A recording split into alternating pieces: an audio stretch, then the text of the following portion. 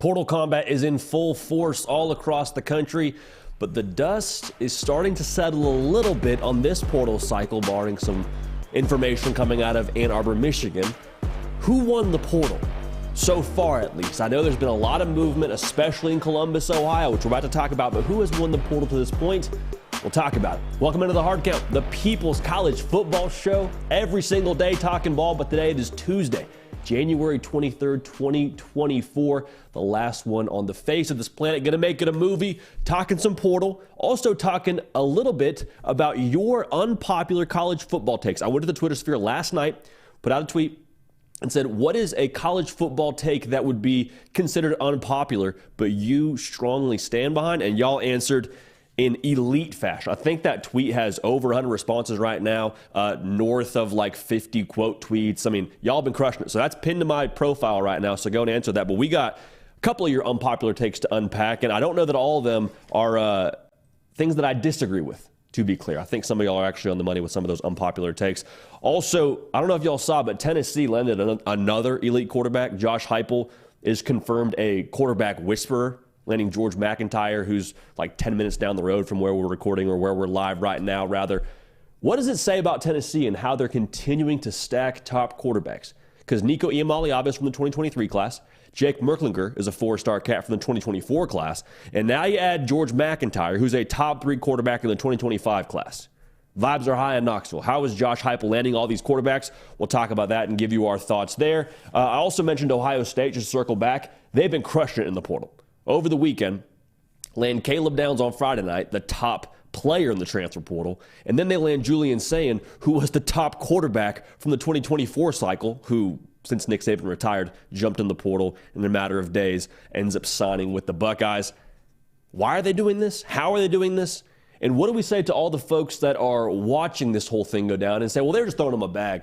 It's just NIL. That's the only reason they're getting those players. They're just buying their roster. I don't know if we want to yell about being broke. I'll leave it at that. Also going to talk about what's going on in Michigan with Jim Harbaugh having a second date with the Chargers, having another interview lined up there. And I don't really want to dive too deeply into the whole Jim Harbaugh NFL conversation because we've done that a number of times on this show. Y'all know how we feel about that. We'll touch on it. But I want us to look ahead to the future and talk about who should be Michigan's next head coach. I think the answer is pretty simple. There is one name, though, that would be an outside hire that for whatever reason continues to get a little bit of traction here and there. I want us to unpack what that would look like if they were to go outside of the one person we think they should hire. So make sure you're subscribed.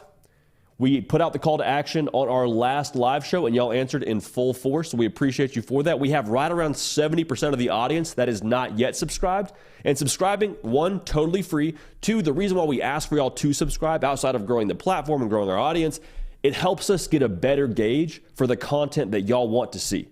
So the more that you subscribe, the more information we have to produce the content that you want to talk about the things that you care about, which is ultimately what the People's College Football Show is all about.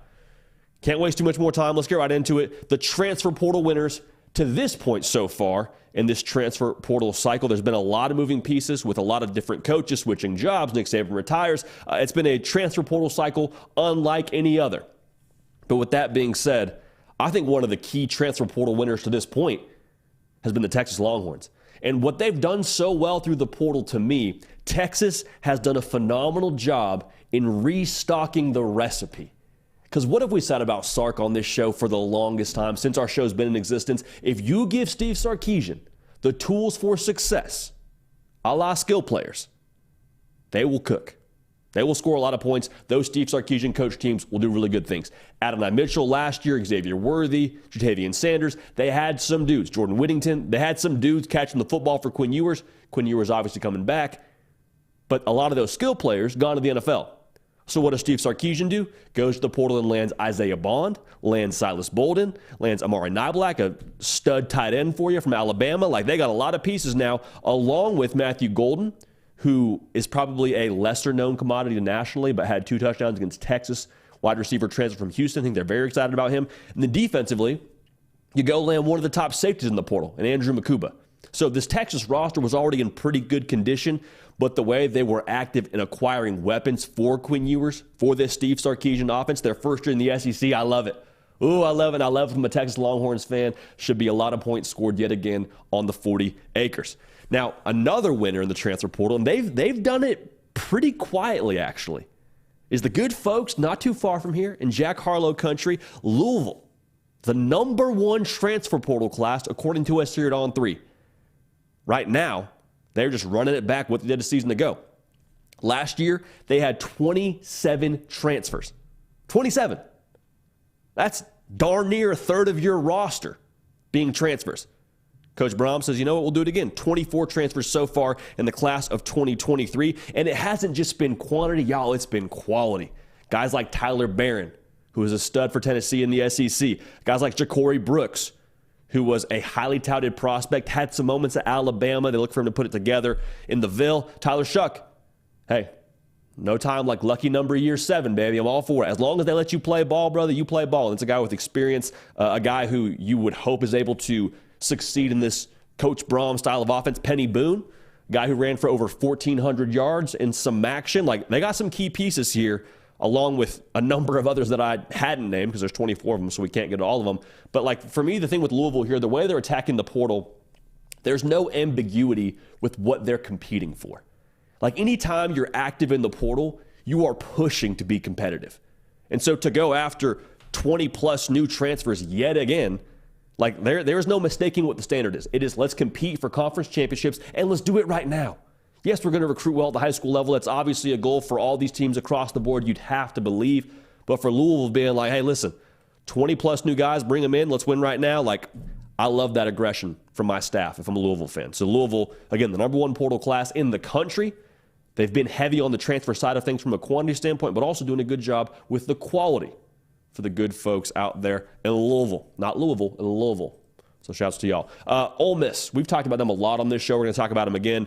This is Lane Kiffin, yet again, or not yet again, but I mean most definitively, I would say, to this point.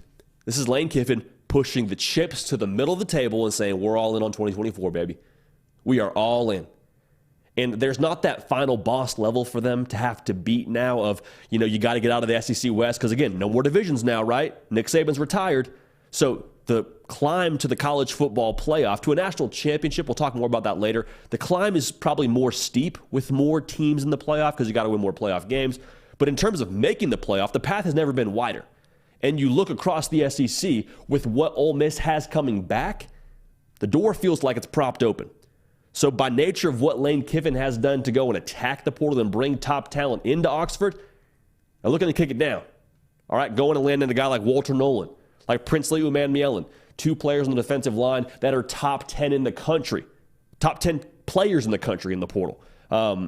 Juice Wells, stud receiver at South Carolina. You know what you're getting with him. Proven commodity, going to be a dude for you. Logan Diggs. You lose Quinshon Judkins to the portal, you go out and grab Logan Diggs, guy from LSU, also played at Notre Dame, productive back. You couple that with what I just said a second ago, bringing back Jackson Dart, bringing back Trey Harris. If they're better in the trenches and they elevate offensively, y'all, the sky's the limit for Ole Miss. I'm just telling you, Lane Kiffin is being active in the portal because that's who he is, but he's being extra active in the portal right now because I think he smells blood in the water. Like, that shark emoji is a lot of fun because that's what Ole Miss does. They throw up the land shark stuff. Like, that's cool. It's kind of a brand for them. It could double as Ole Miss kind of sensing this is the year for them to frenzy. So Ole Miss, definitely a portal winner to this point at least. And I don't anticipate that changing as long as Lane Kiffin's running things out there in Oxford. Oregon, another portal winner for us here. This is a new era of Oregon football under Dan Lanning. And we've said that a couple times here because of the brand of football they play, being tough in the trenches. But think back to Oregon teams when Mark Helfrich was the head coach and Chip Kelly was the head coach. And those teams were great in their own right. I mean, heck, Marcus Mariota won a Heisman Trophy under Mark Helfrich, competed for a national title. Those teams did some good things. But those teams specifically, they competed with a lot of players that were of the 3-star caliber or were, you know, a 4-star, maybe the occasional 5-star. But for the most part, it was what you would call our kind of guys. Like, hey, they may not have all the big Power 5 offers, but we offer them, we bring them in, we develop them, and we succeed because of them. That's great. I'm all here for that. Like, hey, yours truly, I was like a 2-star, dude. Like, I'm one of those guys that Oregon I shouldn't say that. I was probably closer to the variety of a player that Oregon maybe would have gone after. Again, they did not go after me, but the point I'm trying to make here is Oregon is no longer winning with 3 stars. Oregon is winning with the very best talent they can get possible. And by what they've done in the portal, that's a pretty good example of a top 10 portal class to this point. Not 1, but 2 top quarterbacks from the portal. Dylan Gabriel for next year from Oklahoma. Dante Moore for the future. Both dudes you feel very comfortable with running your offense. Also, you went out and got the best wide receiver available. Some would probably argue the best offensive skill player available in Evan Stewart from Texas A&M. That was a huge pickup. Also some key secondary adds. Kobe Savage from Kansas State. The thing I want to make sure we say here is I think Oregon, by nature of what they've done in the portal, not just this year but last year as well, they're built for modern college football. You got the brand power of that O that everybody across the country understands and knows. Oh, that's the team with the flash uniforms. That's the team that Phil Knight endorses. Yes, that's the team. They're really good at football. To go with that, they have the resources now. From NIL perspective, we understand what they are with the Nike money, with Phil Knight helping with that whole thing. Like they are getting a lot of yeses, according to Dan Lanning. Not just in the NIL perspective, but also in the resources. Across the board, you have what you need there. And then to cap it all off there, you got a head coach in Dan Lanning who is aggressive. He's going to push the envelope. He's from the Nick Saban, Kirby Smart coaching tree. Like he understands we can have the X's and the O's all we want, but we want to win at the highest level. We got to have better players than you. And so by nature of what he's doing through the portal, going and attacking that, definitely a portal winner and would fire me up if I'm a fan in Eugene today. Now here's a team that hasn't been talked about quite as much when it comes to the transfer portal. Georgia Bulldogs. You're saying, JD, Georgia? Not really a portal player necessarily, are they? Also, didn't they miss on Caleb Downs? Yes, they did miss on Caleb Downs. I wouldn't necessarily say that Georgia's somehow a portal loser because they didn't land the top player in the portal itself. You look at what they did, Georgia was fairly surgical, in my opinion, in how they attacked the portal. Because to be clear, everyone approaches the portal differently. And Georgia, with how well they recruit at the high school level, like they are stocked with top 2 classes to the gills. So what they have to meet from a needs perspective is different than maybe some of these other teams that are trying to overhaul and go for a larger volume of transfers. But in terms of who they landed, man, one of the top backs in the country in Trevor Etienne, a proven commodity in the SEC who's got a tremendous yards per carry, somewhere around 6 yards a game, 6 yards a carry on his career. London Humphreys, Colby Young, Michael Jackson, little thriller action there for you. 3 solid wide receivers that are going to complement Carson Beck this upcoming season. You needed pass catchers. You go and get 3 pretty good ones that are going to have, I think, a high upside for you in that offense. And then talk about missing on Caleb Downs. Y'all, you landed another safety from Alabama in Jake Pope, who was a 4-star in his own right out of high school. Like we say this a lot on here, just because you didn't play at Alabama as a starter like consistently doesn't mean you can't still play some ball. And Travaris Robinson was with Jake Pope at Alabama. If he brings Jake Pope from Alabama to Georgia, someone who has a tremendous knowledge of that player, think about what that says about Jake Pope. So it would have been nice to land Caleb Downs, but in terms of this portal haul for Georgia, had a couple of spots they wanted to fill. It looks like, and from what I can tell, they did that with tremendous quality. That's the big word here for Georgia, the quality of what Georgia attacked there. Really, really good shape. Florida State, hey, man, same song, second verse. Every single year for the Noles, man, trust the process. 13 transfers in last year. At the time of us being live, 14 transfers so far this year. Went and got a transfer quarterback in DJ Uiagalelei. I'm excited for the resurgence of him in the ACC. And then they went and got a lot of other quality players. Like, of those 14 transfers, 13 are from a power conference. So they're not just going and landing anybody and everybody who will take, their chance on the Noles. Like, no, they're going out and finding top players. Most notably, 5 of those 14 transfers from Alabama. Same thing was said about Jake Pope. Same thing true about these dudes from Bama. Roydell Williams, the running back, Malik Benson, the wide receiver. Both dudes that I think are primed to really have successful 2024 campaigns. Just because they didn't have their breakout year at Alabama last year doesn't mean they can't be extremely successful in Tallahassee. Just to be clear here, Malik Benson was a guy during spring football and fall camp that we were talking about being the number 1 guy for Bama in that wide receiver room. So his ability, man, it speaks for itself. Didn't totally come together last year, but if you've got the tools for success, and Florida State has proven they will give you that as a transfer, it's on you. So the ability there is not lacking Florida State using the portal as well as anybody else in the country. Yet again, Marvin Jones Jr., also a former 5-star edge defender, taking his talents to Tallahassee. Like, Florida State's in good shape. So I'm excited to see what they do there. Continuing to use the portal, not to overhaul the roster, but as a weapon to make their roster better in modern college football. Now, here's the team we're going to talk about here a little bit more lengthy in a second. But Ohio State, man, like, the thing that I appreciate about them with how they've attacked the portal is what they've done in the portal 100% needs. Like, did Ohio State need another safety in Caleb Downs? Well, you lose Josh Proctor, so yeah, it would have been nice to pick up another safety, but you also understand, like, you had Sonny Styles coming back. You had Lathan Ransom coming back. You didn't need to go land another transfer from a safety position. Julian Sayin, the quarterback from the 2024 class, the top quarterback in that cycle. Ohio State's quarterback room is stacked. You didn't need to go add another quarterback. Quinshon Judkins, top running back in the portal. Travion Henderson, he's coming back. They didn't need to go land another running back. But Ohio State here, they are aligning their actions with their goals. Their goal is to compete for a national championship. At this point, as we sit here in January of 2024, the best way to help yourself compete for a national championship is have a national championship caliber roster. We'll worry about everything during spring football with how it comes together and how it meshes and who gets what reps and who's where on the depth chart. Like that will all take care of itself. But right now, we are in the molding stage. So before we get to molding it, we got to have the very best clay possible to get to where we want to go. So we got more thoughts here on Ohio State in a second, but I just want to make sure we get on the same page here. Winning is a year-round thing. Year-round thing. And that's fun to say. It's fun to put on a T-shirt, but like you look at the college football calendar, it's true. You got to win in the recruiting side of things, landing a top class. Then you have to win during spring football, getting the most out of your 15 practices. Before that, you got to win in winter conditioning. And now in college football, you got to win in the transfer portal. Ohio State, I believe, has won on the recruiting trail. Landing Jeremiah Smith, hanging on to Edric Houston. Now they're winning in the portal. It's going to be about spring. It's going to be about this winter phases for them to set themselves up for success in 2024. But overall, man, those for me, maybe not all-encompassing, but just sort of at a broad strokes, some of the portal winners to this point in the transfer portal cycle.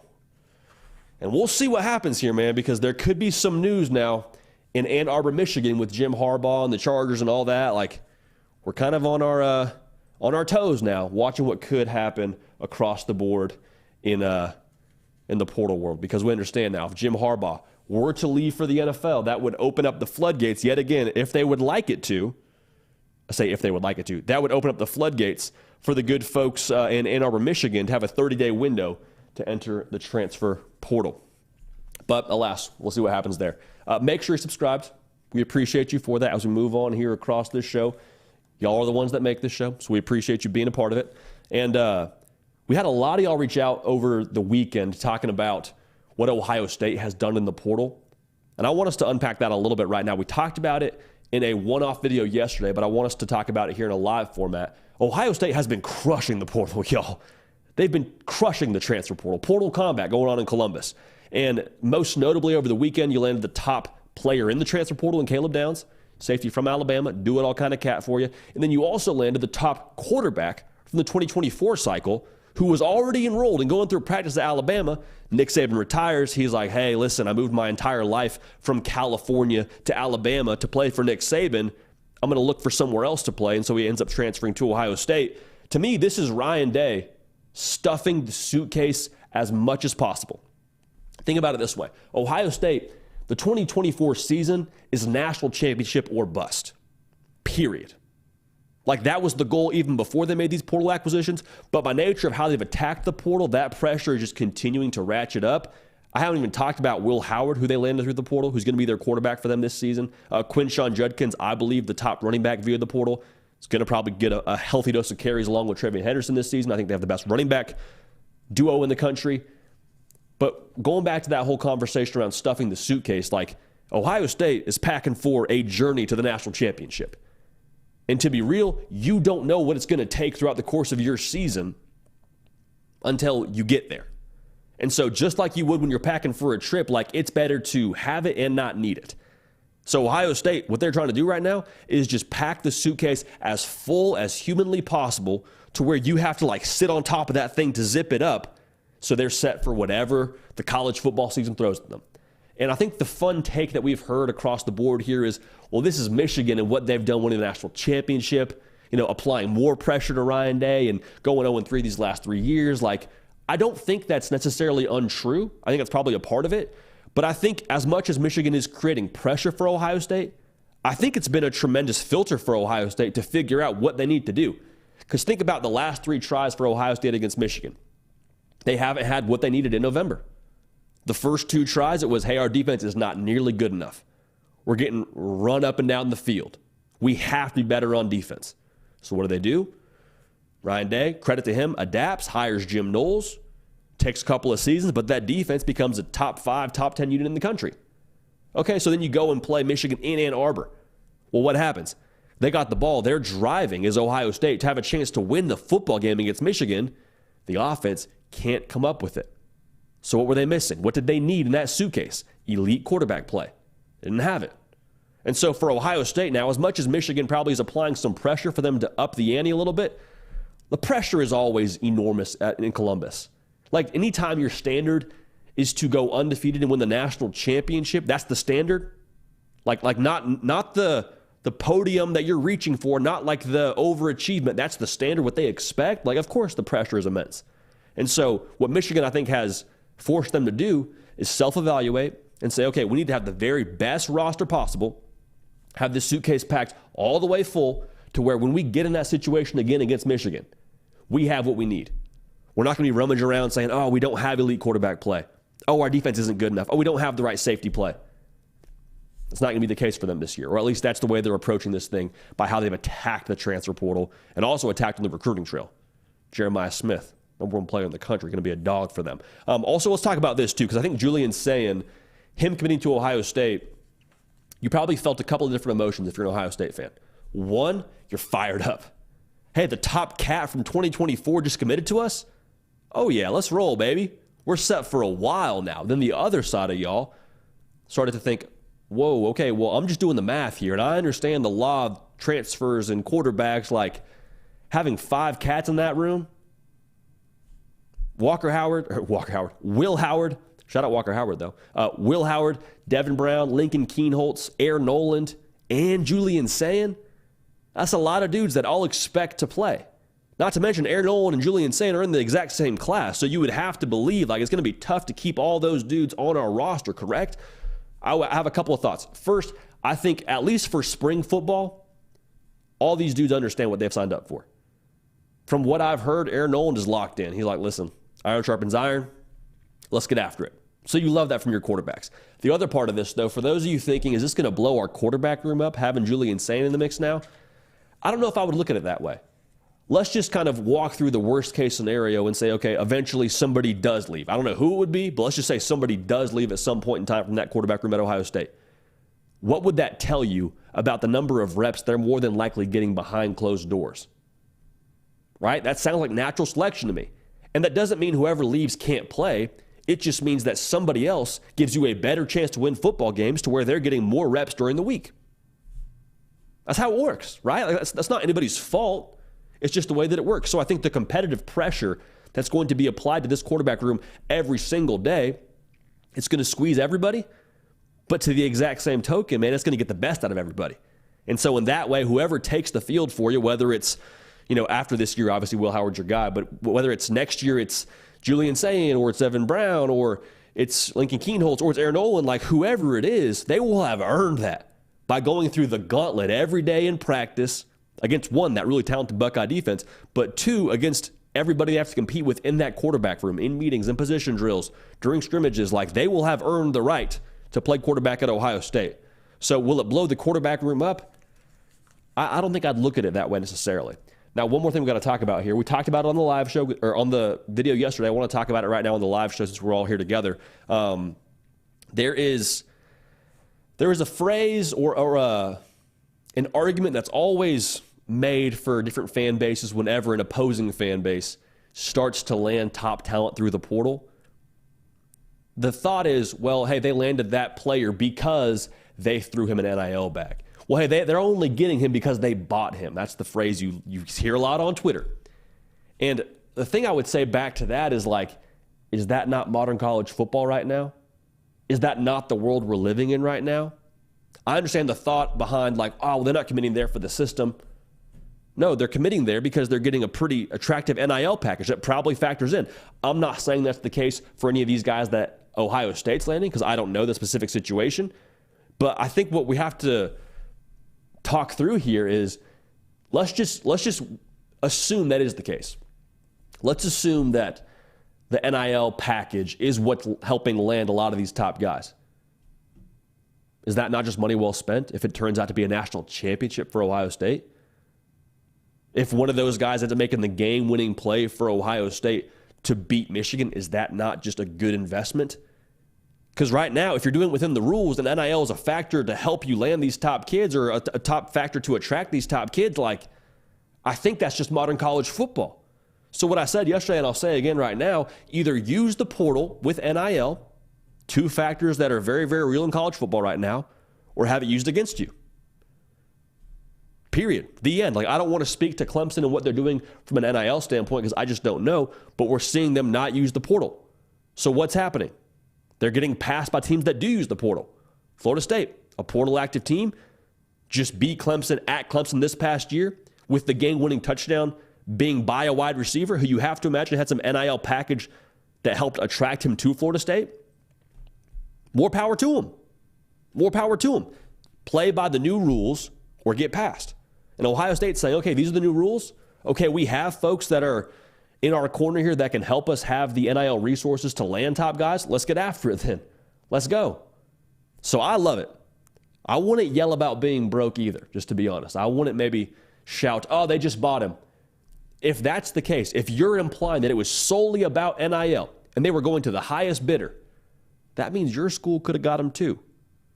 But they didn't pony up what they were supposed to pony up. I'm not saying that's the case here, but I'm saying if that's the theoretical you want to walk through, I don't know that always reflects the best way that you would like it to. So, food for thought there. But Ohio State killing the portal, landing Caleb Downs, landing Julian Sayin. We talked about Will Howard and Quinshon Judkins. Like, they're rolling. They're absolutely rolling, and they are packing for success in 2024. And if NIL is a part of it, money well spent, more power to them. That's all we have to say about that. And make sure you like the video while you're here. For those of y'all saying, hey, why do you always tell me to like the video? Same thing with subscribing. Just the more that you do it, it gives us a better gauge for what kind of content you want to see. And also, it just boosts the platform as a whole and helps the algorithm. So thank you for that. Appreciate y'all supporting the program and making that happen. And we'll keep a good thing going here. Now, speaking of a good thing going and speaking of the program, we had a tweet that we put out last night. And I asked y'all, what is your most unpopular college football take that you strongly believe in? And so I put that out, put my phone down, wasn't sure what kind of response it would get, and y'all answered in elite fashion. I mean, north of 100 replies, multiple quote tweets, a lot of great responses here. So I want to go through a few of these, but I just want to make sure we mention this. That tweet is pinned to my profile. We will do a segment like this, I think, for the foreseeable future. So I want to hear your unpopular takes. We all got them. We all strongly stand behind them. I'll probably tell you some of mine in the future. You probably already heard some of mine already, but just a lot of fun. So I want to get after this here a little bit together. First one up here, unpopular college football take that my man strongly believes in here is Richard Powell. And his take is high school recruiting doesn't matter much anymore. So I think what he's implying here is with the evolution of the portal, we're seeing less and less players stay at their specific place they signed to out of high school. So to be fair, 41 five-star prospects from the 2020 to 2024 have hit the portal. That's a lot. That is a lot. I think I saw a number the other day that's somewhere north of 29, 30% of players of the top 100 had hit the portal since 2021 or 2020. I could be butchering that stat. The bottom line is it's tough to keep some of your top prospects if they don't play right away. So I don't think what Richard is saying here is totally outrageous, but I think the way that I would phrase it is it's not that high school recruiting doesn't matter anymore. I think the game is just expanding when it comes to talent acquisition. Like, I think it's no longer good enough to just high school recruit. I think you have to high school recruit and also portal recruit. I think that's the game you have to play now. So it's not that it doesn't matter. It's just that the portal now can matter in some cases as much. What I would say, though, is the teams that compete for national championships, the Georgias, the Michigans, historically the Alabamas, those are teams that they don't overhaul their roster via the portal, but they use the portal as a tool, right? Like, the best metaphor for me is like groceries versus eating out. Like, if you eat out every single meal, that's fine, but you understand after you eat out for lunch, it's only a matter of time before you have to eat out for dinner, and you're going to be hungry again pretty soon. So you have to keep on eating out consistently to where you have to make sure that you're, getting what you need from a nutrition standpoint. If you have groceries, though, you go to the grocery store, you stock up, you have everything that you need in-house. So if you eat breakfast, that's cool. Go back to the pantry, make yourself something for lunch. No problem. You have sustainability. If you want to live through the portal, which we're seeing some teams try to do, and more power to them to try to do that, but if you live through the portal and overhaul your roster every offseason, it's only a matter of time before you have to overhaul the roster yet again. Why? Because when you go through the portal, you don't have the same kind of eligibility more often than not than some teams that are recruiting at the high school level. So I think having a solid base at the high school level is how most teams want to exist and how most successful teams exist. But if you want to use the portal as a tool, that's equally as important. I mean, how many teams did we see this past season take a tremendous leap forward because of what they did in the portal? Texas, adding Adonai Mitchell. Quinn Ewers at quarterback. I know he's a second-year guy, but they made a big leap because of what they did in the portal with those guys. Look at Michigan. They won the national championship. And no, they didn't necessarily overhaul the roster, but they did take double-digit transfers this past portal cycle that contributed in a big way on the line of scrimmage for them. You look at Washington, Michael Penix Jr., again, another second-year portal guy, but Washington is not in the national championship game if they don't go to the portal and land their quarterback. Like, it's a great thing to get you over the top. Florida State, they were undefeated because of Keon Coleman, Jaheim Bell, Fentrell Cypress played a great part. Johnny Wilson was a second-year transfer guy. Like, you have to at least, Jared Verse, a transfer guy. Like, I'm all over the map here, but you understand the portal can get you over the hump. I don't think it's the way that you want to live every single season. I love eating out as much as anybody, but the sustainable way to go about it is getting groceries, keeping it in-house. Then every now and then, you want to get something nice, you want to give yourself a nice meal, go to the portal, get the best you can find. Or maybe if you don't have groceries in-house at that point in time, you go to the meal, or you go to get a meal out for that one meal. You hear what I'm saying? I think it's a great tool. I don't think it's the way that you want to live your life necessarily. So Richard Powell, high school recruiting not mattering, I have a harder time getting behind. But I do think that it's important now to not just high school recruit, but also recruit via the portal. So appreciate that unpopular take. Appreciate you putting yourself out there, Richard, and getting this party started. Next unpopular take, actually, from the good folks at We Are SC. USC's on the On3 USC site that we have. If you haven't got a membership over there, would encourage you to do so. Scott Schrader and company crushing the USC coverage. We Are SC, I don't know who tweeted this out, but whoever runs the account over there, their unpopular take is that Lincoln Riley will win a national championship at USC by age 45. For context, Lincoln Riley is currently 40 years old. Now, there's going to be a lot of vicious reaction to this because Lincoln Riley's a polarizing figure. USC was in the headlines a lot this year for underachieving. I understand that. The reactionary take will be, you haven't won a playoff game. You're telling me he's going to win a national championship and we add more playoff games to the college football playoff format? Doesn't even play defense.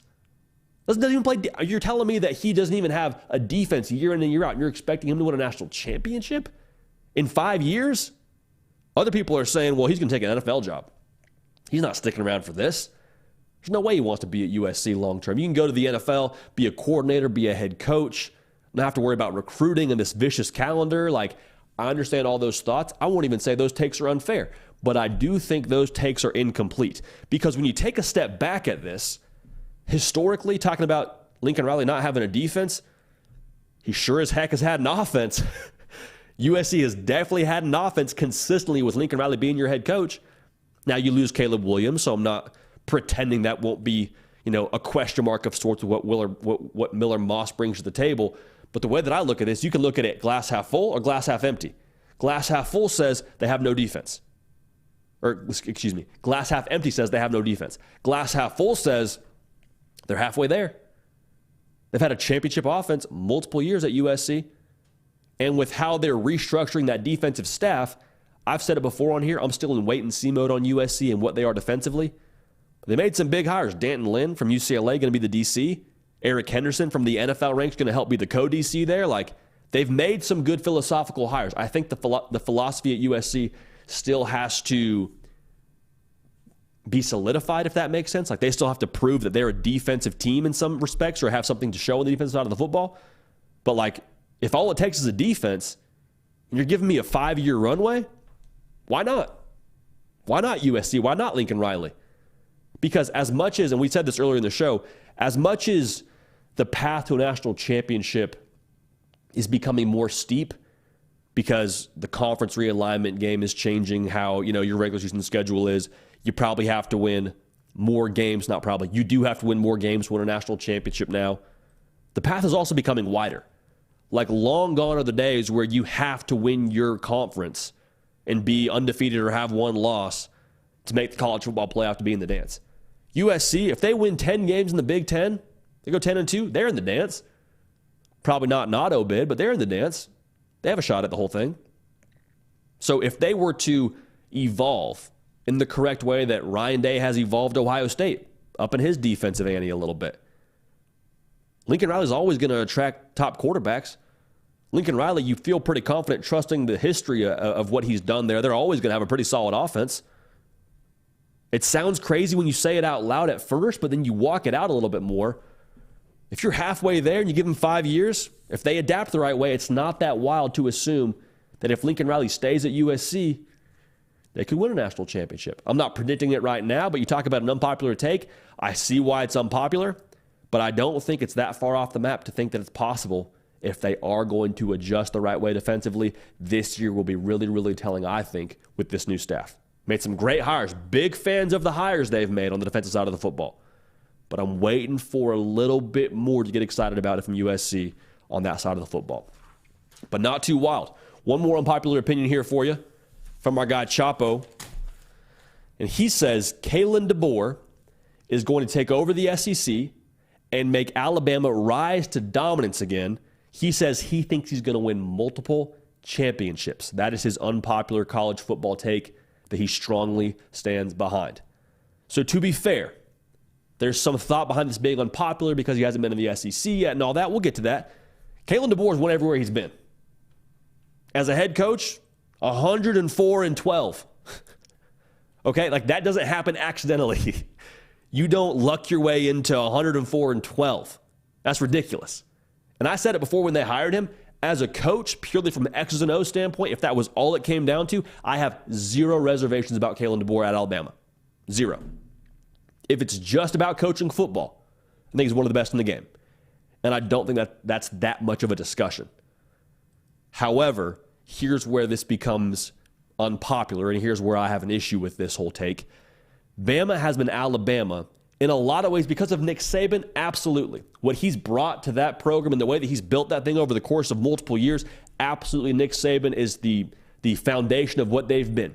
But what Nick Saban has brought to Alabama consistently is elite level recruiting. Top 2 classes every single year at Alabama pretty much for Nick Saban.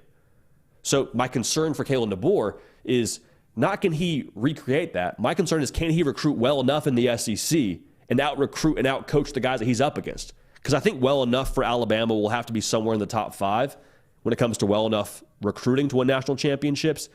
And again, just look at who he's up against in the SEC. It's going to be a tough, tough task. Because you have guys that are not just great coaches, but also great recruiters in the SEC and have some stability there with recruiting. Kirby Smart is the obvious one at Georgia. X's and O's, they're not lacking. They're definitely not lacking when it comes to recruiting. Steve Sarkisian on the doorstep of back-to-back top 3 classes at Texas. And they've got momentum with a college football playoff appearance. Hugh Freeze. Say what you want about Auburn. Hugh Freeze is going to recruit. He's a dog on the recruiting trail. Lane Kiffin, is he killing it on the high school level when it comes to recruiting? Not necessarily. But you better believe he's going to have a roster stocked with talent via the portal. Brian Kelly, dude doesn't lose football games. North of 70% win percentage on his career. He's been coaching a long time. A lot was said about him not recruiting when he got to Baton Rouge. Right now he's got 2 top 10 classes. So I understand the thought that Kalen DeBoer could do it. I'm just saying you have to out-recruit and out-coach all those guys on a somewhat consistent basis to win multiple national championships. So for that reason, I have some concern. Now, I will say this. The first year for Kalen DeBoer in Tuscaloosa, that's going to be really important in the sense of they're going to have to stabilize the optics in Tuscaloosa. Because I think everybody's got a strong opinion on Kalen DeBoer right now. Whether you're my guy Chapo saying he's going to win multiple national titles, or whether you're somewhere on the other side of the spectrum saying Kalen DeBoer, he's going to go 8-4 every single year, be fired in 3 years. You see what I'm saying here? So if Alabama can go out and win 10 games this year, don't even have to win the SEC, just look competitive against Georgia, make the college football playoff as an at-large bid, and to be clear, 10 wins will do that if you're Alabama, and just stabilize what people think about you at Alabama. That's going to help the recruiting side of things, kind of help keep that pipeline maybe not intact, but keep it more stable from the high school level to Alabama, and then be able to sort of build from there. So the first couple years here, it may not be a disaster for Kalen DeBoer, but I do think it's going to take some recalibration for Alabama fans, at least. I think it's going to take a second for them to get on board with, okay, Nick Saban's not here anymore. It's kind of that same feeling when your parents drop you off at college, and it's like, whoa, okay, I'm not going back to my bedroom anymore. I'm not going into the kitchen just grabbing a snack whenever I feel like it. Like, there is a brand new normal now in Tuscaloosa. And what that looks like remains to be seen. But I have my reservations. But at the same time, again, dude has won every single place he's been. So I don't think I'll bet against Kalen DeBoer. But again, like what I said about USC, I am in wait-and-see mode. Same thing about USC's defense. Same thing is true about Kalen DeBoer. I need to see it from the recruiting side of things. So those are your unpopular college football takes. Get at me on Twitter. Again, that tweet is pinned to my profile at JD Piquel. Y'all knocked it out of the park. We got a lot still that we haven't gotten to that we're going to get to tomorrow. But get at me on there. We're looking through those on a consistent basis, and just a fun way for us to make y'all a part of the show. So we appreciate y'all for that. All right, rolling right along here. Again, if you're watching live right now, make sure you subscribe. And if you're watching via podcast or you're a podcast person, go ahead and leave us a review there and a 5-star rating as well. We appreciate you so much for that. So just down the road from us, a top quarterback in the country, top 3 quarterback in the country, George MacIntyre, gave his verbal commitment to the Tennessee Volunteers. That was massive. Massive for a number of reasons for the 2025 class. One, George MacIntyre is a dude. Okay, like I said, he plays like 10 minutes away from where we're live right now. Smooth in every single sense of the word. As an athlete, as a thrower of the football, like I went and watched him play against Brentwood, little crosstown rival action. And watching that dude in warm-ups, I mean, it's just effortless watching him throw the football. He's throwing the ball like 30 yards, which is perfect arc, right in the breadbasket. Like, dude is smooth. Also a good athlete. I mean, he's 6'6"-ish, and he can get up there and throw it down as a basketball player. So a lot of reason to be excited, and a very obvious why he's a top 3 quarterback in the country in the class of 2025. Now has a full calendar year, more or less, until that early signing period to try and bring some guys with him to Knoxville. So from a macro level, let's just call a spade here. Josh Heupel is really freaking good at recruiting quarterbacks. Nico Iamaleava from the 2023 class, our top player here at On 3 from that cycle. Jake Merklinger from the 2024 cycle, another stud, and now George MacIntyre from the 2025 class. Why is Josh Heupel so good at recruiting quarterbacks? Why is he consistently knocking it out of the park at that position group?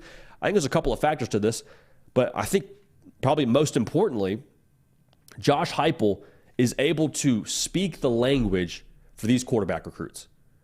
And what I mean by that is playing quarterback at the collegiate level, the pressures and the complexities that come with that, man, I think it's unlike anything else in sports. And so to have your head coach, as he recruits you, be able to speak in those terms and within that context of understanding, there's a study that shows that understanding is one of the focal points of building a relationship. And what is recruiting about? People in the back row are shouting NIL. Does that play a part? Sure. But at the end of the day, I still believe recruiting is about relationships. And so for Josh Heupel to be able to have a unique relationship with these quarterbacks, saying, hey, I played at a high level. I get what it's like. I know what it's like at Tennessee. You think anybody has more pressure on their shoulders in Knoxville than the head coach? So to be able to have that back and forth in that relationship, I think is a big factor in why they're landing some of these top guys, and most recently, George MacIntyre. Now, to go with that, what is another key piece of these kids when it comes to recruitment? Back row, once again, shouting NIL. I hear you. We understand that. We acknowledge that. But also development. I think most kids with good counsel across the board are looking for a place where they can improve as a player and set themselves up to make some real money in the NFL on top of what they probably made at the NIL level. And to be real now for Tennessee, Josh Heupel develops his guys. And it's not just something you're saying. It's not just something that you're putting on a T-shirt. Like, you're seeing this now from a couple of different quarterbacks that have come through Knoxville and played for Josh Heupel. Hendon Hooker is a great example. You always saw the ability for him early in his career at Virginia Tech. Kind of struggled at different points. Couldn't really ever get it going. Transfers out to Tennessee. And in 2 years in Tennessee, has his best completion percentage of his career, back-to-back years, right around 69%. Previously was right in that 63 percentile. And then becomes a top 3-round pick. So he went from struggling to win the starting job at Virginia Tech to transferring and being a top 3-round pick, and really was a Heisman Trophy contender until he got hurt. A lot of that is Josh Heupel's system. A lot of that is Josh Heupel's development. And Hendon Hooker being able to lean into that is obviously a huge part of it. That's not taking anything away from Hendon Hooker, but I think if you're watching at the high school level and saying, okay, Hendon Hooker before Josh Heupel and after Josh Heupel, yeah, I think I feel pretty good about going and trusting him with my future and my development. Joe Milton, also a great example. And Joe Milton, people are going to have a strong opinion on and say, well, he didn't do what Hendon Hooker did. Yeah, different player than Hendon Hooker. You probably had aspirations for a New Year's Six Bowl yet again if you're a Tennessee fan, and that didn't happen. But still, I think Joe Milton improved tremendously from the time he got to Tennessee to now him going and being an NFL draft pick. He struggled at Michigan, y'all. There's a reason he transferred out of Michigan. He also struggled early on in his career at Tennessee. But the fact that he chose to stay at Tennessee, I think speaks volumes to how Joe Milton feels about Josh Heupel. I think it speaks volumes to Joe Milton, how he felt about his development under Josh Heupel. And then you look at what he did once he got back on the field at Tennessee, had a completion percentage of 65%, and played within an offense under Josh Heupel that was very clearly adapted to his skill set. That's another big part of this. Josh Heupel has a good understanding of his quarterbacks and what they do well, and he caters the offense to it. So it's not an offense that's confined to one kind of player or one kind of skill set. He's like, whatever you do well, we're going to put you in position to be successful. Joe Milton, I think, had 7 rushing touchdowns, was somewhere in the range of a 20-5 touchdown interception ratio, throwing the football just shy of 3,000 yards. Like, statistically, had a pretty good season. Tennessee wanted a better year overall, but Joe Milton, from what he was when he got to Tennessee, being labeled inefficient and overthrow Joe, to leaving, throwing 65% of his passes as a completion, I think that's tremendous progress, and I think Joe Milton's a better quarterback because of his time under Josh Heupel, and I think he would tell you the same. So now if you recruit, I think you understand, if I go to Tennessee, by nature of what these cats have done there, I will get better as a quarterback. And if I get better as a quarterback, and I'm already really talented, I will set myself up for success at the NFL level. And we got to say this now, too. Like, the system itself from a quarterback, man, like, it's a fun offense to play in. It's a fun offense to play in. Not because you're throwing it all around the yard and you're just an aerial attack all day long. No, the fact that it complements your skill set and takes some pressure off of you to where we're going to run the football, we're going to go up tempo, we're going to create matchups for our skill players. We're also going to recruit great skill players like a Mike Matthews. Shout out Mike Matthews, elite player. You're going to be able to put up big numbers, win a lot of football games, and set yourself up for the next level. Like, nothing at Tennessee is wildly complex when it comes to what they ask you to do as a quarterback. We're not giving you a million different, words as your play call, or we're not asking you to do a million different things. They're putting a lot on your plate. Don't get it twisted. It's still a tough position to play, but I mean, by nature of the throw they're asking you to make that deep shot throw. Be consistent in the intermediate game. Be able to get us lined up. Just function the offense. Run the offense how we need you to run it. We're going to score a lot of points. You're going to shine. We're going to shine. We all win together.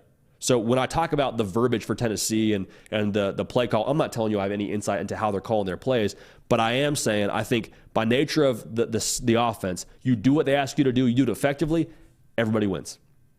Everybody wins and you put up big numbers. So Hendon Hooker, again, another example of that. So Josh Heupel, quarterback whisperer, landing 3 elite quarterbacks in back-to-back-to-back years.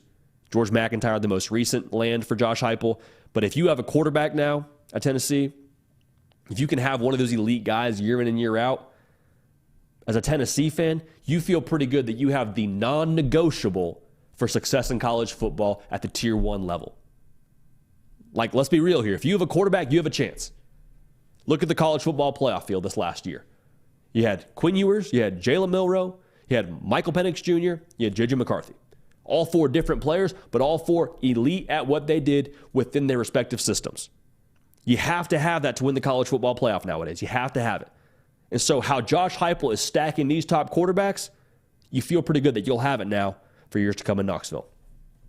So keep an eye on those guys. Keep an eye on Nico this year, obviously. I think he's going to have a tremendous season. Be fun to watch, but very, very big get for Josh Heupel and his quarterback for 2025, and par for the course, another top dude in the country. Now, speaking of head coaches, there's quite a bit of buzz going on right now in Ann Arbor, Michigan, with one Jim Harbaugh having a second interview with the LA Chargers. So obviously, if you're a Michigan fan, you start to see the writing on the wall and you say, okay, it's looking more and more like he's going to take an NFL job. And again, like, this wouldn't surprise anybody, players included. This wouldn't surprise anybody. And there's some people that are saying, well, he's just stringing these guys along. He's just trying to wait this thing out as long as possible to where when he leaves, they can't transfer anywhere. I don't think that's the case at all. I think Jim Harbaugh is trying to weigh his options as best as he can and make his best decision. And to be real, he's earned that. You just won a national championship. You've earned the right to weigh your options for what's best for you and your family going forward and your personal professional goals. I think it's extremely fair for him to take the time that he's taken right now. But going back to what I just said, the players, I believe internally, if he were to take an NFL job, there would not be this tremendous sense of shock and awe. It would be, okay, that makes sense. There was flirtation now for 3 separate years. He leaves for the NFL. Yeah, we kind of saw that coming. But there's a name that's being floated on some hot boards when you talk about who could be next at Michigan that I think deserves a little bit of conversation right now. Not because it's valid, but because I think it just, quite frankly, is a talking point overall nationally right now. Brian Kelly from LSU, for whatever reason, consistently gets thrown in there when it comes to the Michigan head coaching potential vacancy. Now, I've talked to people close at Michigan. They say, not at all.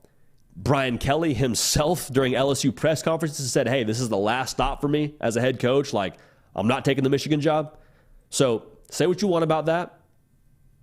But that's the way that it looks. There's no real smoke when it comes to anybody that's close to the situation. In a vacuum now, let's walk this out. Brian Kelly is one of the best head coaches in college football.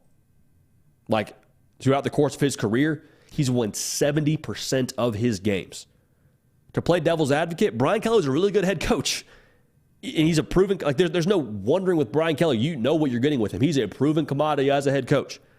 You could do a lot worse than hiring someone who's won 70% of their games throughout their career. And Brian Kelly's coached a lot of games. So he's a great football coach. So why would you not want to hire him is really the question.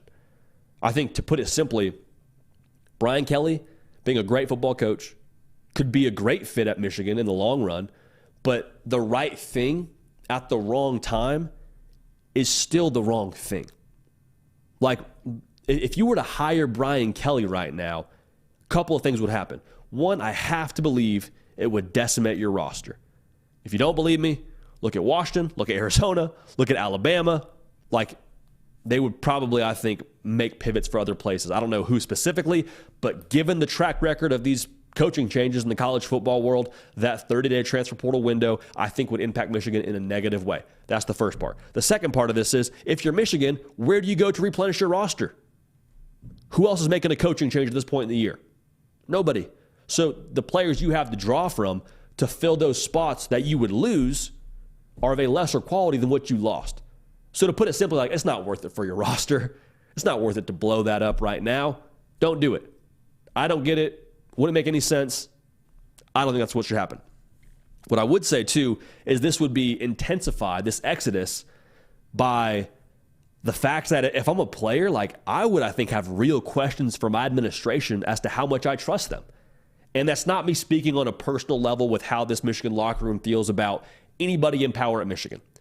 But for our head coach, for Sherrone Moore, to have beat Ohio State, beat Maryland, beat Penn State as the acting head coach for us last season with the weight of the world on his shoulders, and you don't want to make him your next head coach? What are we doing here? He's going to be a head coach at some point. Might as well be here where we all love him and know him. That would make the most sense to me if I'm a player. So if you were to go outside of what the obvious hire should be here, I think you would have guys that would say, you know what, I'm out. You don't want to make him the next head coach? Peace. I don't trust what's going on here. I don't trust this next chapter. My guy's Jim Harbaugh. My guy's Sherrone Moore. They're not here. I'm not here. See ya. So I think the reason why that's important to note here is hiring Sherrone Moore on the opposite side of that is what should happen. I've said it before many times. I'll say it again right now. If you lose Jim Harbaugh to the NFL and you're the powers that be at Michigan, the head coaching search lasts all of 30 seconds. And that's assuming it takes 30 seconds to walk down the hall, knock on Sherrone Moore's office door, and say, hey, coach, congratulations. You're the next head coach here in Ann Arbor. Here's your whistle. Here's your clipboard. Assuming they give him a new one for being the head coach. I don't know. Here's your certificate, whatever it is. You're the next head coach. Press conference in an hour. We'll see you there. Done. How hard was that? Like that's how the hiring process should go should you lose Jim Harbaugh to the NFL. The reason why we feel so strongly about this here, Michigan and their formula for winning, it's very specific to them, and hiring Sherrone Moore ensures that formula stays intact. Like Michigan, the way they won the national championship this past season, it wasn't the way that it's been done over the last couple of years. It's been a little bit unique. It's been recruiting outside the top 10 for the most part. It's been more so an emphasis on development. It's been an emphasis on culture.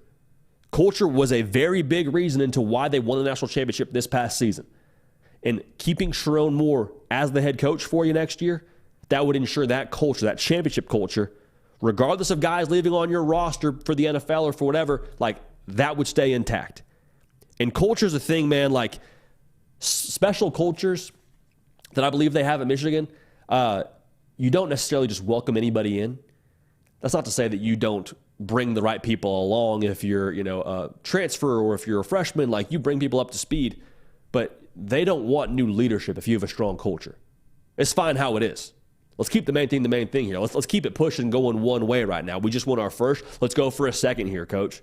Like we don't need you messing with what we got going here. If it ain't broke, don't fix it, is how I would feel if I'm in Ann Arbor. So if you want to avoid a reset, if you want to avoid decimating your roster, you want to avoid upsetting your roster if you're Michigan, you hire Sherrone Moore. And you do it very quickly.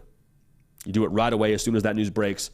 Moments later, you get a Pete Thamel tweet or a tweet from the On3 account that says Sherrone Moore named next head coach at Michigan. Done. So, again, you could do a lot worse than Brian Kelly. I'm sure there's a lot of guys that would be great hires at Michigan in the long run, that have won a lot of football games, that are cut out for it, that would probably want the job. But at the end of the day, there is one right hire to ensure continued success at Michigan, and that's Sherrone Moore. Sometimes the juice isn't worth the squeeze there. And you got a lot of juice already in-house with what you've done over the last couple of years with Sherrone Moore being a part of that operation under Jim Harbaugh.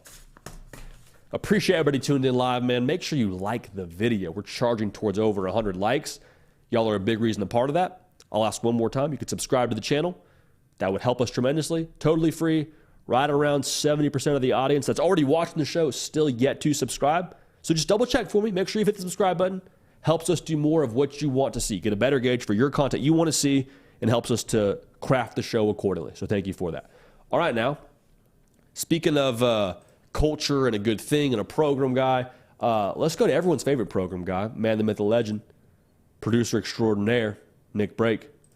What's up, Nick? How we doing, baby? What's up, JD? Good to see you, man. Good to see you. We got a good question from Micah to start off. I love it. In your opinion, what was the best national championship of the last decade? And if you've got time, which national championship loser do you think was the best team? Ooh, that's good. That's real good. I mean, you have to go 65-7 as the best national championship game, right? You have to go Georgia TCU. Oh, no, I would. Yeah, nail biter. I would actually go at a game that I was fortunate enough to be at as a fan. Only game I ever got to go to as a fan was a national championship game. Rose Bowl, Auburn, Florida State, Jameis Winston, Kelvin Benjamin to win it. I was in like the second to last row of the Rose Bowl. Someone gave my dad tickets the day before the game and we went. It was awesome. The fact that it was at the Rose Bowl itself was like a college football cathedral, sunset over the mountains at kickoff. The national championship buzz in a place like that was special. And then those two teams, man, with the season that Auburn had, I mean, that was the year of the tip six, I guess you could call it, with the touchdown against Georgia to keep them alive in that one. Nick Marshall's playing quarterback for them. The kick six with Chris Davis running it back. Like, that was a special season in college football. And Auburn's year in itself was special under Gus Malzahn. And then on the other side, you had Jimbo Fisher running the show with the young Jameis Winston. I believe he was a redshirt freshman at the time when they won the national championship. That was a special game, too. It was back and forth. Auburn jumped out early. You're like, this is the year for them. They're the team of destiny. Florida State comes charging back. And the last national title of the BCS era, too. So all those factors, I think, on top of the game that it was close. That was special. So, again, the game-winning reception by Kelvin Benjamin in the back of the end zone, a little play action, hits him near the scoreboard for a touchdown. Like, that was a cool game to be a part of and a cool game to see in person. So I'm biased there, but overall, that game was tremendous, and I think, in recent memory, the best national championship that I've been fortunate to witness. Okay. Big fan of that. And the best national championship loser was the next question? Yeah. That's a really good one, man. Yeah, we got some more questions, so if you want to come back to that one. You know, I'll just say one of those Alabama teams that lost to Clemson. Yeah. Those teams were stacked, man. Those teams were stacked. I'll say one of those teams. Yeah, okay. Michael Brown says, JD, I don't follow high school recruiting like that, but what were some of the 4-star NFL quarterbacks playing in conference championships this week when they came out of high school? 4-star quarterbacks. This year, I probably. That's a reach back there. I'm trying to think who even played this past weekend because I don't follow the NFL that closely. Jared Goff for the Lions. Nick, help me out here. Josh Allen. There's no way he was a 4-star. Well, Josh Allen played JUCO. So he played JUCO, then went to Wyoming. So he was probably not even. So there's no way. You had Jared Goff at Cal. Who else even played this weekend? Mahomes played this weekend. I don't think Lamar he was a 4-star, was he? Lamar Jackson, I think, was a 4-star.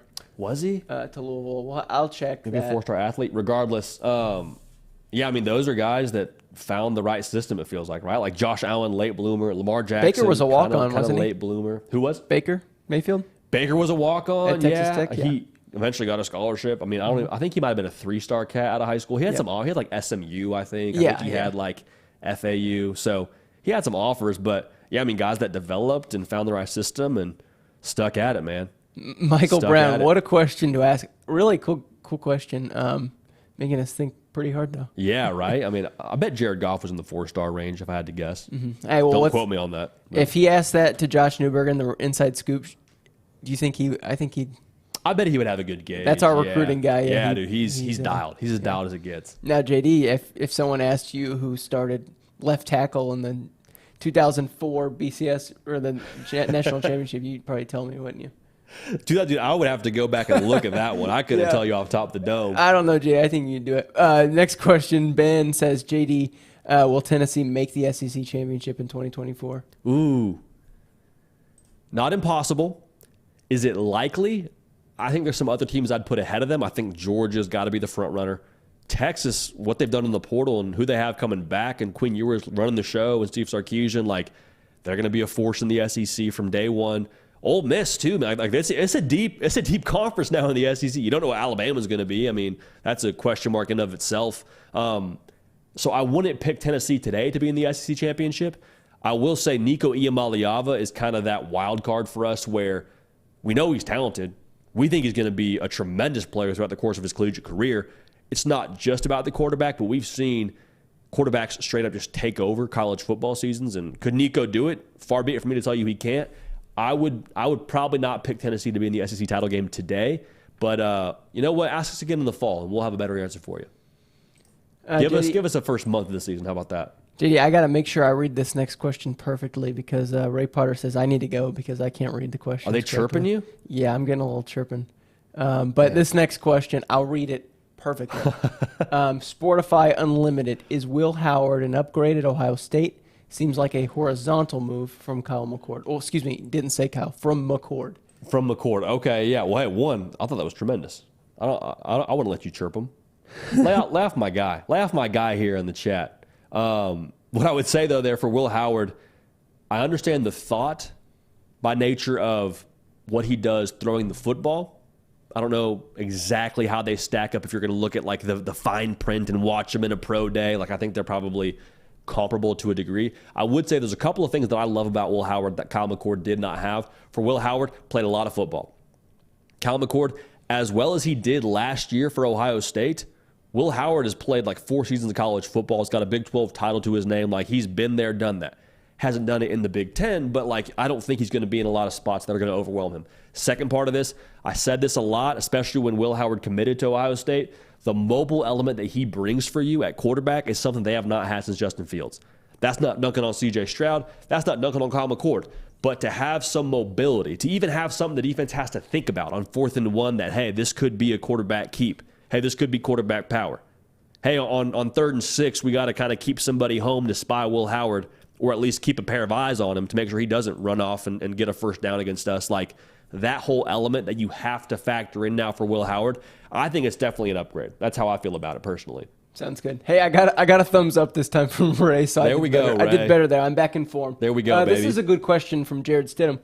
How surprised will you be if an ex-Pac-12 team will win 2 out of the 3 new conferences next year? I think Big 12 is going to happen, JD. What do you think? Yeah. So the question is ex-Pac-12. So that would probably be Utah from the Big 12 would be my horse there. From the Big 10, it'd be Oregon or Washington. I probably would take, I guess you could go USC there. I'm not sure about Miller Moss just yet. 2 out of the 3. What's the third one they're referring to here? I'm drawing a blank. I guess it would be Pac-12, I mean, Big 12. Assuming that there's a conference that next year the 2 currently unhoused teams will go play for. Man, I don't think it's wildly unlikely. Again, it wouldn't be my pick right now. I'd probably have to lean towards Utah winning the Big 12 as we sit here in January. Man, with what Ohio State's done through the portal, I think Oregon's been crushing it in the portal too. I mean, they're one of our portal winners. I have a hard time picking anybody over Ohio State as we sit here in January. That's not a prediction. That's not a pick. I'm just saying I don't know that I feel confident to pick anybody over them as we sit here right now. But if you were to pick someone, I think Oregon's probably your best bet. Oh, I see Stanford and Cal in the ACC. Shout out Jared Stidham. Getting after it. That's a good. Getting after it. Yeah, well done. Yeah. Good stuff there. Which, Yeah. How much sense does that work? That's good stuff. I'd be surprised if they won the ACC. But so 2 out of 3 there to answer his question. Not unrealistic. Not unrealistic at all. Yeah, and Michael Brown says that's a good question. Says Arizona or Utah winning the Big 12. So there's that. Not sure if Oregon has enough to beat out Ohio State. So really very similar to what you said. Keeping Noah Fafita home. Tetairoa McMillan, too, from Arizona. Those are big keeps for them. Yeah, absolutely. Got a couple more questions, JD. The Truth said, JD, roster full of 3-star dudes with a great coach or roster full of 5-star dudes with a terrible coach? Also, what would your offensive philosophy be? So, JD, what do you want? 3-star guys with a great coach, or do you want the 5-star dudes with a terrible coach? I like that, man. I like that. So here's where my brain went when we got that question. And this is going to sound super negative, but I promise you it's not. We kind of saw a 5-star roster at Texas A&M not have the proper direction. Now, Jimbo Fisher, I'm not saying he's a terrible coach. That's very far from the truth. Dude has a national championship trophy to prove that he's not a terrible coach. But we understand now that roster did not have the correct direction. Otherwise, Jimbo Fisher would still be the head coach. So I look to a roster full of 3-stars, a roster full of guys that are maybe late bloomers. I look at Arizona. If you put A&M and Arizona on the same field yesterday, or I guess this past season, like Arizona beat the brakes off those boys, dude. So I would actually take Arizona if that's my 3-star comp. If we're assuming it's like that kind of situation, I'll take 3 stars. Now, my philosophy offensively, I'm partial to like the Josh Heupel, Jeff Lebby kind of system where we're going to spread you out. All right, we're going to take all 53.3 yards of width of this field, make you cover all of it. We're going to go up tempo now. We're going to run the football. And then when your safeties try and crash or you try and add in that linebacker, we're just going to start wheeling and dealing around the yard. So kind of that Lebby, Heupel sort of system where we're going to just make you say uncle and equalize you with the tempo. So not to get too in the weeds there, but that's the kind of system that I would run. And also that's the kind of system that I think college football is trending towards. And if you don't take my word for it, Kirk Herbstreit said the same thing this past spring, summer at the NIL Elite Series event. Sidebar here, Nick, it's going to take a while to get used to all these conference realignment moves, dude. Yeah, I was Stanford and Cal in the ACC. SMU, like we're musical chairs here, brother. I mean, we knew that, but like for that to actually be the case here and to try to walk that out when it comes to next season, that's wild. That's absolutely wild.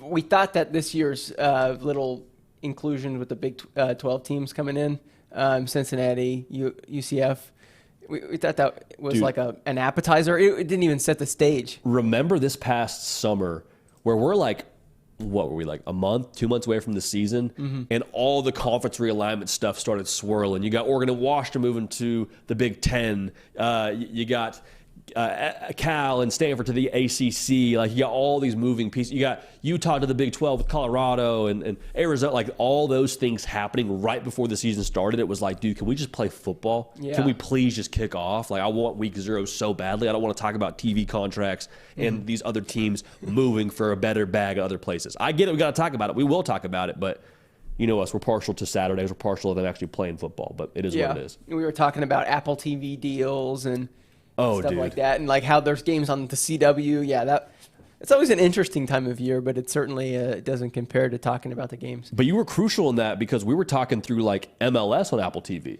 because that was a thing, and you're dialed in there. Yeah, which I mean, it's so hard to compare MLS to college football because they're two different beasts. Obviously, college football is going to be consumed by many, many more people. It was all we had to go off of, though, right? It was all we had to go off of. And I don't know if Apple TV on the MLS would have survived if Leo Messi didn't come to the MLS because that kind of what saved him. Yeah. But, JD, an interesting way to leave this show today. The truth says, JD, I'm an old school type of guy. Out of 85 plays, I'm running the ball 55 to 60 times. Big athletic physical line, saying. So that goes back to this question I saw earlier in the chat that I didn't get to, talking about kind of what kind of offense you would run if you were a college football coach. So what do you think? No, I love that. So I was just saying a second ago, I would go like the spread you out, Heupel and Levy kind of offense. But if you're going to go ground and pound, like I really think it does kind of depend on your conference too. Like one of the unpopular takes that we got on my Twitter page was more teams should run the triple option. And at first I was like, I don't know about that. And I still kind of feel like I don't know about that. It's unpopular for a reason. But the methodology behind that isn't super far off because the thought process behind being ground and pound, take the air out of the football, is you kind of level the playing field where if we can just get 3 yards a carry, we're getting 9.9 yards, give or take, or if we're 3.3 yards a carry, 9.9 yards. That should be a first down if we get a healthy lean the right direction with our ball carrier. Like, we're keeping the ball in our hands. We're making it low scoring. You're not touching the football. So the methodology there isn't wildly, I think, irresponsible to be like, hey, we're going to run the football. It's what we're going to do. It's going to be who we are. If you can do that and be successful, more power to you. The only thing with that, though, the margin for error becomes razor thin. Like, you have to get points on your drives, whether it's 7 or whether it's 3. And also, you cannot turn the ball over. Because if you get down 10-0 and you're a strictly run the football team and you're not scoring on pretty much every drive, like, then things start to get difficult for you because you got to play catch up and you're racing against the clock. So that whole thing is kind of a slippery slope. But when it comes to, like, watching it, I'm a fan. I'm a fan of it. I know it's kind of a hot take in some sense, but, like, just seeing good physical trench warfare football being played and being executed, like that kind of fires you up a little bit. I'm not going to lie to you. So I see both sides. If it's me, though, we're wheeling and dealing. We're spreading you out. We're scoring points, baby. Mm-hmm. Hey, really quick, JD, I missed this one from Ben. Thanks for pointing that out. It says, will Nico Iamaleava win a Heisman during his tenure at Tennessee? Oh, man. Will he win a Heisman? It's hard to do, but... It's hard to do. See, it's tough because like I could just sit here and say yes, and that'd be a lot of fun. There's a lot that has to happen with the Heisman Trophy. Like, there are many number 1 draft picks who are the best player in college football that don't win the Heisman because you also have to have the best season and your team has to play well and you have to be on the right stages. So, I mean, going off of the numbers, I would say no. But when you look at Nico's ceiling, it's definitely in the cards. So I'll say no to kind of hedge my bet, but that doesn't mean I don't think he'll still have a tremendous career, and I don't think he'll be a guy that's in that conversation for the Heisman Trophy, and as a result, have Tennessee flying high. So we'll revisit that. We'll come back to it, and we'll give you our thoughts when we get a little further into the Nico era. But regardless, yeah. Gonna be fun. It's gonna be fun. Gonna be fun. Yep. Hey, Nick, I appreciate you, brother. Yes, sir. Hey, I'll see you tomorrow. Let's ride. Tomorrow it is. Again, appreciate y'all that are tuned in live right now. Before you get out of here, hit that subscribe button so we can do the content that you want to see. Want to get your unpopular takes. Going to get back to those tomorrow. Also, whether it's tomorrow, whether it's Thursday, haven't decided yet, going to do our post-transfer portal top teams. So let me know how you feel about that, which day you want to see that on. We'll get that to you, but regardless, man, we appreciate y'all being tuned in. This is our time of the year. The games have stopped. Transfer portal cycle starting to wind to an end. The first signing period is behind us. Right now, it's us on this show talking ball. It's message boards and intel for breakfast, lunch, and dinner. It is full game reruns on YouTube. It is breaking out the NCAA 14 game until they give us the new one. We are surviving. We are college football junkies. This part of the year is where we shine, baby. Appreciate y'all. Love y'all. Going to keep this party rolling. We will see y'all next time.